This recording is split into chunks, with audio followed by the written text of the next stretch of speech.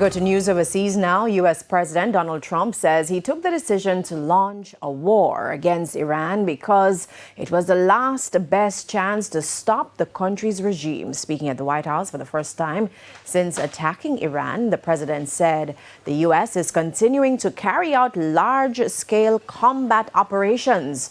More than 1,250 targets have already been struck. The U.S. and Israel struck Iran on Saturday, killing the supreme leader. The Israeli military has since launched new strikes on Tehran. Israel has also launched multiple strikes on what it said were Hezbollah targets in Lebanon, warning that military operations won't end until the threat is fully removed. Lebanon's health officials say Israeli strikes have killed 52 people as hundreds of Beirut residents have been forced to evacuate to shelters as a result of the bombing.